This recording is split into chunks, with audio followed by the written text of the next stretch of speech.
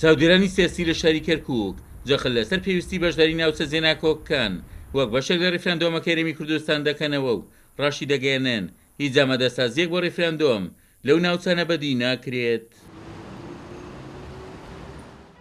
خۆی دیارە سەرۆکایەتی هەرێمی کوردستان بڕیاریدا کە ڕێفراندۆم لە ناوچە جێناکۆکانیش بکرێت، بەڵام ئێمە کەرکووک وەک خەڵکی کەرکووک ئەوە هیچ بەدی ناکەین کە ئامادەکاریە کرابێ بۆ ئەو ڕێفراندۆمە. ئایا نووسنگیەکی دەستگای ڕاپرسی و هەڵبژاردن هەتا ئێستا لە کەرکووکان نەکراوەتەوە، هیچ ئامادەکاریەک نەکراوە، قسە لەگەڵ نەتەوەکانی کە نەکراوە، قسە لەگە کووردا نەکراوە. ئایا ئەم ڕێفراندۆمە ئەکرێت یان ناکرێت؟ ئەمە هەمووی جێگەی مای پرسیارە. ئایا کە ناکرێت ئەکرێت کۆ ئامادەکاری، ئەگەر ناکرێت با بزانین چکە ئەگەر ڕێفراندۆم لە هەرێمی کوردستانە بکرێت لە ناوچە جێناکۆکانە نەکرێت ئەوە دیارە تۆ ناوزانە لە ئێستەوەدا بڕێن ئەو کاتە بە ڕسمیش دایە بڕێن لە کوردستان. تا ئێستا ئێمە مەسەلەن زۆر شتایە بۆ بکرایە بۆ ئەنجامدانی ڕێفراندۆم کە ماوەیەکی کەمی ماوە لە 25 ئەیلوول ئاکرێت. زۆر کێشە هەیە لە ناو هەرێما چارەسەر نەکراوە. ڕێفراندۆم چەند میکانیزمێک چەند ئامادەکاریەکە بە بکرایە لە ناو هەرێمدا اینجا چجێ ئەوەی کە لە ناوچەدا بڕێنەوەکان بکرێن نەکراوە.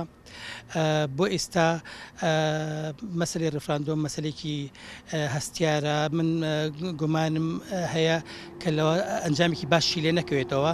ئەوەی تا ئێستاش ئەبینرێ تەنها وەکو پاساوێک ئەبینرێت کە لەوە ئەچێت لایەنێکی سیاسی لە هەرێم بەکاری بێنێ بۆ دەستکەوتی سیاسی خۆی.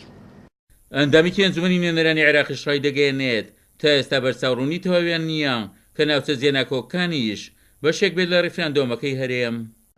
دیارە تا ئێستا وازح نییە لەم کەرکووک و لەم ناوچانە ڕێفراندۆم ئەکرێ یان نا، چونکە لە دواوتاری بارزانی کە لە واشنگتۆن پۆست بەڵاوی کردوبووە ئەڵێ اقتراحەکەین دەرفەتێک بەو ناوچانە بدرێ ڕاپرسی تێدا بکرێ.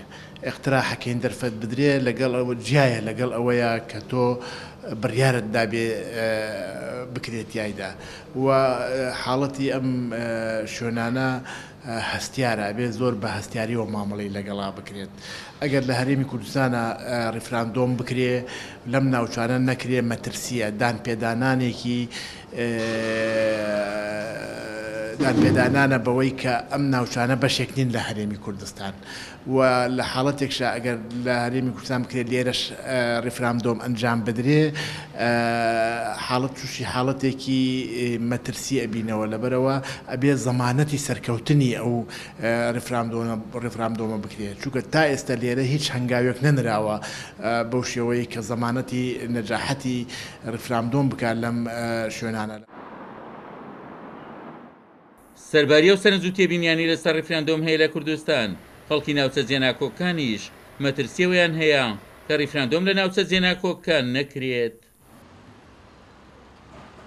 ئەم ناوچانە لە شوێی ڕێفراندۆمەکەی هەرێمدان، ئەگەر بەشدارن کامانە ناوەمەدەکاریانی کراون و ئەگەر بەشداریش نین چەندە مەترسیەکانی لێک دراونەتەوە. عومەر غەریب، کورسات نیوز، کەرکووک.